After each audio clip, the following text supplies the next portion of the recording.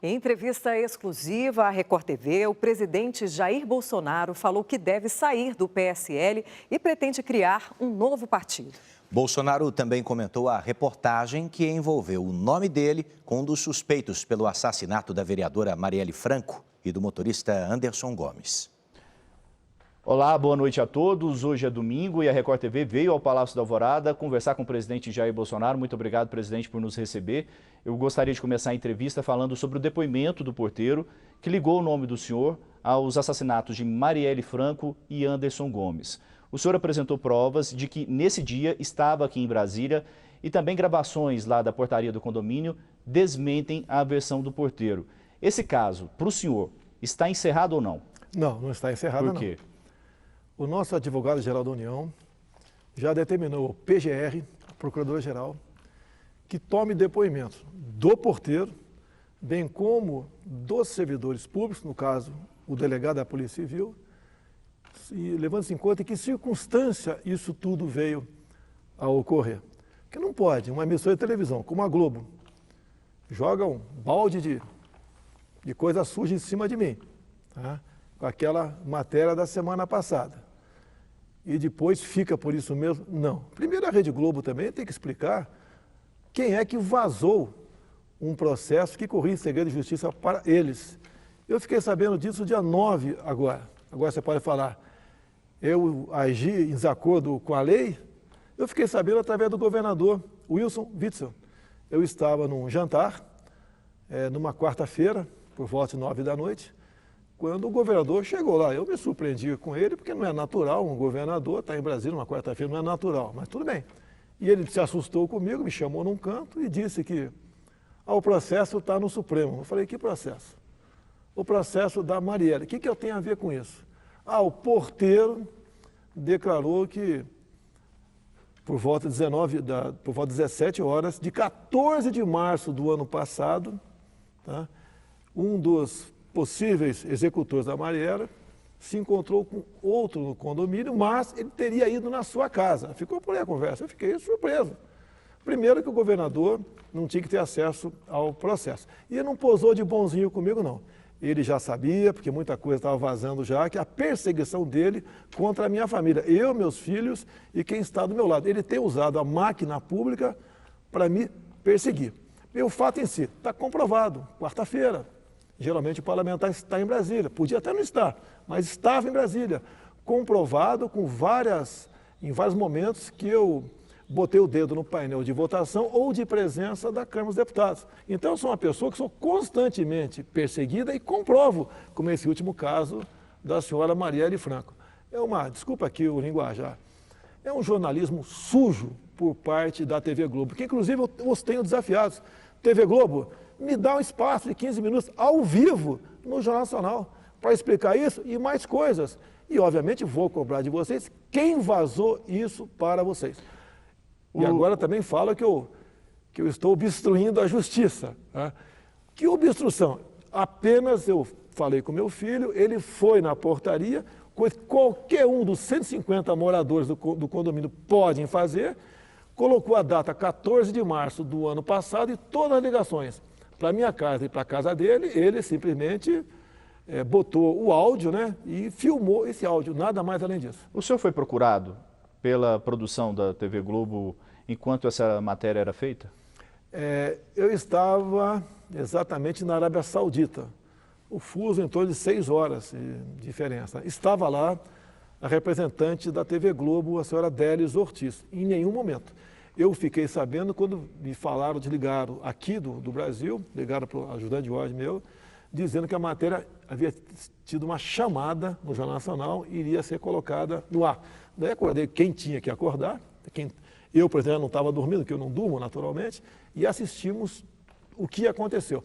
Poderia, né, ter um link ao vivo comigo, sem problema nenhum.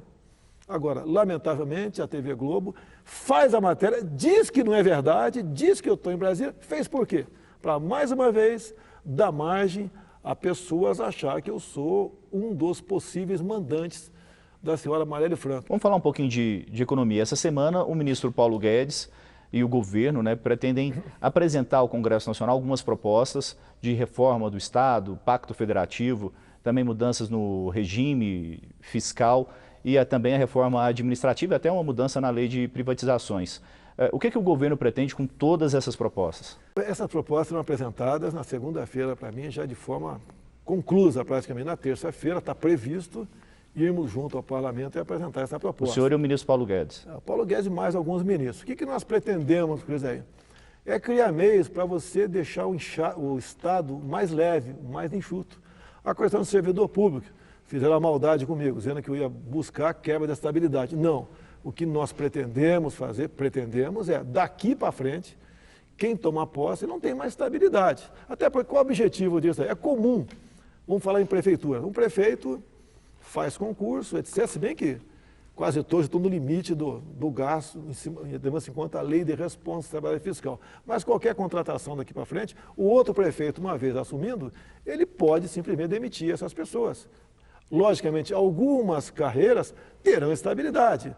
Como veio um delegado da Polícia Federal conversar comigo essa semana, acolhi o seu posicionamento, a Polícia Federal, a Polícia Rodoviária Federal, entre algumas outras forças armadas, não terão essa estabilidade quebrada. Afinal de contas, você não pode formar um garoto na Academia Militar das Agulhas Negras por 4 anos, para especificamente ser militar. O cara é Forças Especiais, é comandos, é paraquedista, simplesmente mandar embora. Você não pode fazer isso. Dentro da proposta se fala em desvinculação de receitas. E sempre que se fala disso, tem a preocupação de diminuir os recursos para a educação e para a saúde. Há algum risco disso acontecer, presidente? Olha, nós queremos, o que o governo quer, é deixar para o parlamento fazer isso. Ninguém vai diminuir. O global vai para o parlamento. E o parlamento pode decidir se vai dar mais ou menos para a saúde e educação, compensa um com o outro. Que por vezes você tem num determinado ministério, você é obrigado a gastar uma quantidade que não é necessário. Então a ideia é o parlamento que vai continuar gerindo para onde vão esses recursos. Ou seja, a responsabilidade integral pelo orçamento passa a ser da Câmara e do Senado. Nós, o Executivo, estamos abrindo mão disso. Você quer coisa mais democrática do que isso? Estamos abrindo mão disso. Ninguém vai sumir com o recurso vai para o parlamento, ele vai decidir o que tem que fazer. Nesse momento, o senhor vive um racha dentro do partido do senhor, que é o PSL. O senhor teme dificuldades de aprovação dessas propostas por conta desse momento político? O partido como um todo tem votado. O problema ali, o que acontece? Eu tenho uma matéria agora no jornal Estado de São Paulo. Não vou entrar no mérito se é verdadeiro ou não, mas teve uma matéria aí sobre malversação daquela cota parlamentar. Do começo ao fim, está o nome presidente Jair Bolsonaro do PSL. Eu pago a conta sobre qualquer possível desvio de terceiros no partido. E a mesma coisa acontece no tocante a fundo partidário. Se bem que a maioria dos estados sequer tem condições de receber fundo partidário, como São Paulo. Faz uma matéria mentirosa sobre Eduardo Bolsonaro. Ele usou o dinheiro do fundo partidário para pagar sua passagem aérea por ocasião da sua lua de mel. É o tempo todo assim. Então, o que eu pretendo fazer? Ou passo a ter o comando das ações do partido, para a gente acabar com isso daí, abrir, se tiver alguma caixa preta, abrir e começar a fazer com que o fundo partidário vá para onde tem que ir. Se bem que eu nunca usei fundo partidário, tá certo? Por ocasião das últimas eleições aqui. E o que eu quero é ficar livre disso. Agora, o que pode acontecer, né? Pode acontecer de uma hora para outra. Eu posso sair do partido. O que eu quero apenas ter cumprida uma determinação. Transparência, ponto final, mais nada. Afinal de contas, o fundo partidário é dinheiro público. Eu não estou brigando por recurso do fundo partidário. Eu quero que o partido não tenha problemas por ocasião das eleições municipais do ano que vem e uma possível reeleição minha, né? A eleição majoritária em 2022. É isso que eu quero. Alguns me acusam dizendo que eu quero o fundo partidário para comprar voto. Oh, meu Deus do céu, eu sou o presidente da República.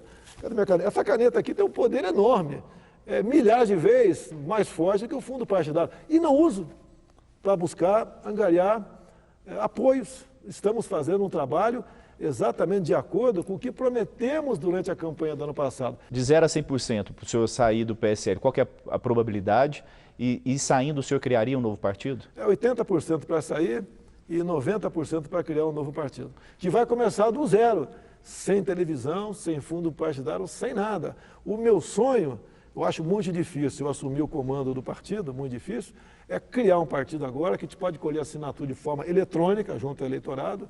Até março teria um partido e eu teria ali, dos quase 6 mil municípios, né, talvez umas 200 candidaturas pelo Brasil. Estaria feliz com isso, porque teria como escolher realmente, de fato, quem concorreria àquela prefeitura.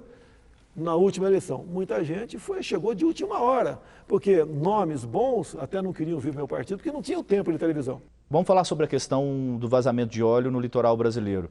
Para o governo, está certo que foi o cargueiro grego que provocou esse vazamento? Todos os indícios levam para esse cargueiro grego, todos. Falta apenas bater o martelo.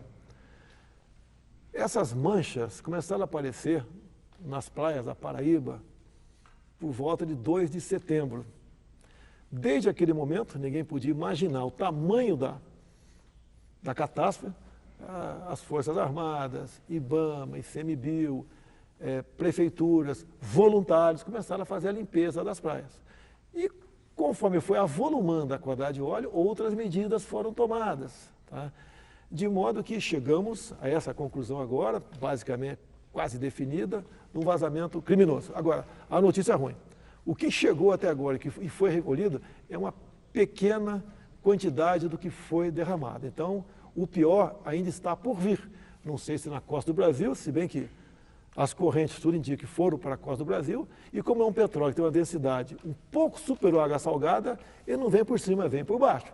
Ele pode ter passado pelo Brasil e retornado para a costa africana e para outro local qualquer. Então nós temos um anúncio ainda de uma catástrofe muito maior que está por ocorrer por causa desse vazamento, que pelo que tudo parece foi criminoso. Agora vamos falar sobre uma declaração do deputado Eduardo Bolsonaro sobre a questão do AI-5, que é o mais conhecido dos atos institucionais do período da ditadura militar. Após essa declaração, o senhor conversou com o deputado? A gente sabe que ele veio aqui ao Palácio da Alvorada hoje, o senhor conversou com ele? Como que foi? Eu te pergunto uma coisa, para que serve o artigo 53 da Constituição?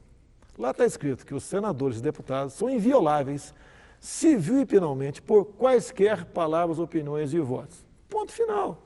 Agora, foi infeliz o garoto, puxei a orelha dele, porque falou AI-5, tivesse falado outra coisa qualquer, 10, mas o pessoal aproveita e tudo que a gente faz se potencializa. Digo, deixa bem claro, os meus filhos não me atrapalham. Sempre se fala que o problema são os filhos do senhor. Como o senhor vê esse tipo de... Muito pelo contrário, eles têm me ajudado muito, né, a identificar pessoas que não estão na nossa linha. Acontece, algumas onerações foram feitas no passado, trabalho que um ou outro faz, orienta, nesse sentido. Ninguém vive dentro do palácio dizendo o que eu tenho ou não que fazer.